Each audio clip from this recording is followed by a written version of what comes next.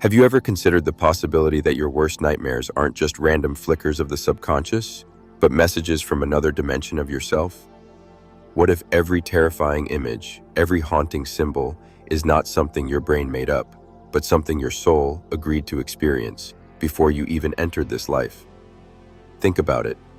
Why do some dreams come and go, forgotten in seconds, while others repeat for years, etched into your memory with surgical precision?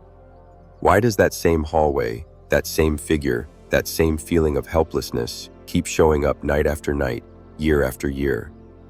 What you call a nightmare may in fact be the signature of a soul contract, an agreement you made in a state beyond time, a contract that includes certain lessons, certain energies, and yes, certain visitations.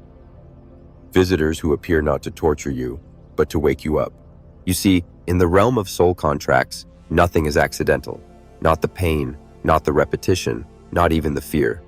These dreams are loops, energetic loops designed to show you what's unfinished, what's been ignored, what's been exiled from your waking awareness. And the deeper secret? Some of these visitors are not symbols, they're conscious intelligences, not figments of your imagination, but beings tied to your soul's evolution. Some come with messages, others come with mirrors, but all of them come with permission, your permission. So here's the uncomfortable truth. If your nightmare keeps returning, it's because the contract hasn't been fulfilled yet. The lesson hasn't landed. The pattern hasn't broken. Not because you're broken, but because you're still sleeping to the deeper meaning behind the dream. And tonight, if you dare to look closer, you might not just wake up from the dream. You might finally wake up inside it. The moment you begin to question your nightmares, you disrupt their power, not by resisting them, but by decoding them. Your fear is not the enemy, it's the invitation. An invitation to step beyond the surface and into the architecture of your own soul's design. Recurring dreams aren't glitches, they're precision-coded signals generated by your higher self, calibrated to your deepest unresolved patterns. And the visitors? They're archetypes, soul fragments, sometimes ancestors, sometimes guides, and sometimes echoes of who you once were or who you're still becoming. Here's where it gets even more intense. Many ancient traditions believed that before you entered this life, you sat with beings, call them guides, councils, or your higher self, and agreed to specific challenges. These weren't punishments, they were portals, contracts you accepted in order to evolve. And the most difficult ones? They don't show up in your calendar, they show up in your dreams. So when you're chased, when you're silenced, when you fall endlessly or wake up in tears, that's not failure, that's feedback. The dream is showing you exactly where the energy is stuck, where the cycle is looping, and where your awareness needs to expand. But most people miss it. They numb out, they joke about it. Weird dream last night. And the message fades. The contract remains unsigned, the soul lesson unclaimed, until now. Because the very fact that you're still here, still listening, means your soul is ready to not just interpret, but intervene. To shift from being the dreamer to becoming the dreamwalker, the one who can move through the dream consciously, retrieve the wisdom, and bring it back into waking life.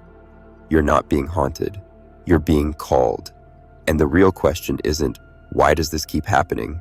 It's, what am I finally ready to remember? Now let's go deeper, because once you accept that your recurring dreams are soul contracts in action, the next step is understanding how to respond. And that response doesn't happen by overanalyzing symbols or obsessing over dream dictionaries. It happens by learning how to listen in the language of energy. The next time your nightmare repeats, don't wake up and try to forget. Sit with it. Ask yourself, not, what does this mean? But, where have I felt this in my waking life? That hallway you couldn't escape, the voice that paralyzed you, the endless falling, that's not fantasy. That's the echo of a real energetic imprint within you, something you haven't healed, something still active. But what if you could meet the dream halfway? What if instead of running from it, you entered it with intention?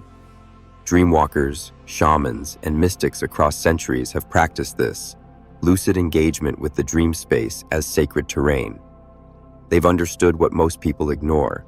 The dream world isn't less real than waking life, it's just coded differently. And here's something that might shake your perception. Some of those visitors in your nightmares, they don't exist in your subconscious. They exist in the astral field entities, energies, intelligences, drawn not to hurt you, but to hold you accountable to your growth. They come when you're ready, not when you're comfortable, but beware. The moment you begin reclaiming power inside your dreams, resistance increases. Your dreams may intensify. The visitors may change shape. They'll test you, push you, mirror your fears more clearly than ever before. That's not regression. That's transformation in motion. You're not just dreaming anymore. You're remembering. You're returning to the place where your soul first made its vows. And every nightmare is now a map, a breadcrumb trail back to your purpose. If you've come this far, it's not by accident. You're not just watching a video, you're receiving a reminder, one your soul has been quietly waiting for. Because here's the truth. Few are ready to accept. Your nightmares were never just about fear. They were about remembrance. Every scream, every shadow, every endless loop was trying to bring you back to yourself. Not the self shaped by survival and ego, but the self that existed before this lifetime, the one who chose these contracts, the one who agreed to forget so they could remember. And now, you're remembering. You're remembering that you are more than the body that wakes, more than the mind that dreams. You are the observer, the architect, the one who walks between worlds. And the visitors? They've always been reflections of your wounds, yes, but also of your wisdom. Some came to remind you what you still carry. Some came to show you what needs to be released. And some came simply to walk beside you until you were strong enough to walk alone. So what do you do now? You begin by acknowledging that every dream is sacred. You stop labeling nightmares as bad and start seeing them as encrypted messages from your deeper self. You sit with them. You write them down. You speak them aloud. Because language is a spell, and when you give your dreams language, you give them light. Next, you ask the question, what part of me is this dream trying to wake up? That's where the real work begins. Not in escape, but in engagement. And from that place, you shift. You become lucid, not just in sleep, but in life. You stop reacting from fear and start responding from awareness. You stop running from the dark and start integrating it. And in doing that, the nightmare changes. Not because it disappears, but because you do. And now, right now, you have a choice. You can let this message fade, like so many dreams do. Or you can hold it. Let it burn a little. Let it stir something ancient in you. And if it did, if something inside you just whispered, "This was for me," then don't keep it to yourself. Share this message with someone else walking through their own night. Leave a comment with what your soul just remembered. And subscribe, not for more content, but for more connection to the parts of yourself you're ready to reclaim. Your dreams are not random. Your fears are not flaws. Your soul is not lost. You're waking up, and the loop is breaking.